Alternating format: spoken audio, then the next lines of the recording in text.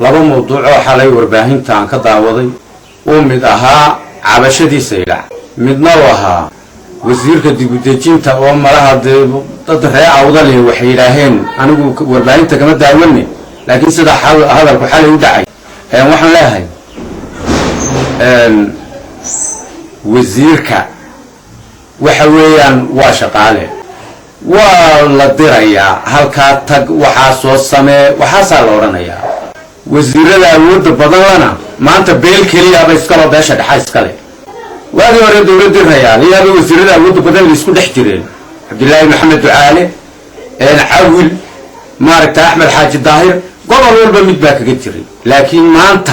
wasiirada wax la oran karo iyagu waxay doonaan ku dhaqaaqi kara canaan ka yaabin beel kaliya iska leh waxa weeyaan Saleebaan xag la toosiyay Djibouti hadii loo diray oo wax halka la isla og yahay loo diray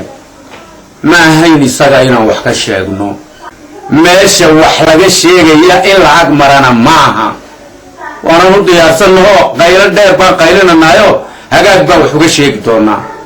waxaan leeyahay waraarinkaasi hadii uu jiray de wax khalad weeyaan wasiir aan awood lahayn oo amar uu ku shaqaynaya inaan wax ka sheegno tagala waxa weeye nimanka barigu waa walaalihiin sidayna u bayihiin waxba ma hayaan iyaguna inaguna waxba ma hayno iyaguna waxba ma hayaan in la isku keenay defto waa xaraan waxa weeye arrimaha la dhowraan lahayd taa intaan baan anu kaga baxaya waxaan ka hadlayaa waa Saylac xalay waad maqlaseen ninkii daawanayo kii kale oo website-yada kala bax cashuurta maaragta dugulka cashuurta berberaad tasiilaadkii wada haysata waxa weeyaan waa dekadii qaranka beebkii bay leedahay haamihii buu shidaalku ku soo si dib yar baa looga soo qaadanayaa shidaalka berbera waxa weeyaan shidaalka laga soo dabaasho badda iyo dugulka cashuur badan marka leeyahay walaalayaal halka maxaa ku jira waa lughaye Saylac waxa dhibtaasi haysata madaxweynaha halkan buu noogu yimid hortiisa aanu ninkii ka sheegay baan ahay cashuurtu isleertaa inta uu ka marmay wasiirka maaragta maaliyaddu waraaqihii baa la soo gaarsiiyay isaga iyo xirsi baa loo dhibay xagga madaxweynaha lama geeyo waxa weeyaan inka wasiirka maaliyaddu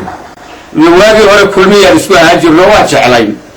nin aad u kaambay badan soo galay oo wanaagsan buu hayo aad baan u jeclay Cabdicaziis Maxamed Samaale waa sheekh caalima masraxiyada markuu isa soo taago inuu masaajid muxaadara ka jeedinaya la moodaa quraanka iyo xadiisku istuu saara halku ka maray maljo waxa weeye waa cadaalad iyo sinaan cashuuraha waxay xalay Saylac iyo lughaye ka hadlayeen war maanta oo 22 sano dawlad baan nahaydaan cidina inaga aqbali oo lahayn maanta waxa taagantay maalintii yaa la bicumareyn ilaa ma cali khalifa niga hadli ama Axmed Ismaaciil Samatar niga hadli